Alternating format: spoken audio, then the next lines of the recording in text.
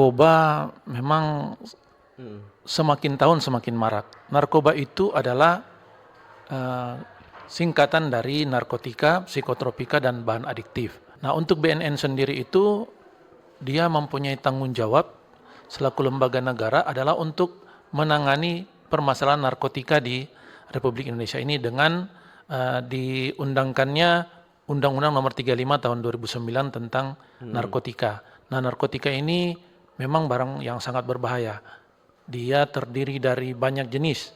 Kalau dari penggolongan narkotika itu setiap tahun dia berubah oleh karena banyak masuknya barang-barang atau jenis-jenis narkotika yang ada di seluruh dunia yang masuk ke Indonesia, kemudian dapat dideteksi dan dimasukkan dalam undang-undang tersebut. Nah, saat ini untuk di Indonesia terdapat kurang lebih 219 jenis narkotika golongan 1 dan kurang lebih 90 jenis narkotika golongan 2 dan 15 jenis narkotika golongan 3. Yang dilarang adalah, yang sama sekali dilarang tidak boleh digunakan apapun oleh pengobatan maupun lainnya itu adalah golongan 1. Contohnya sabu, ganja, ekstasi, kokain, heroin, dan karisoprodol yang tadi ada penyebutan obat-obat tertentu ya.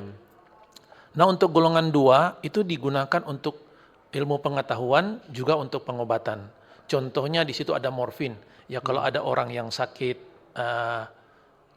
parah ya, yang tidak mampu meredam juga ya. Iya, tidak mampu meredam nyeri di dalam tubuhnya, dikasihlah morfin atau petidin. Yang orang yang sakit perutnya luar biasa, dikasihlah petidin. Nah, ke golongan 3 itu terbanyak adalah obat batuk.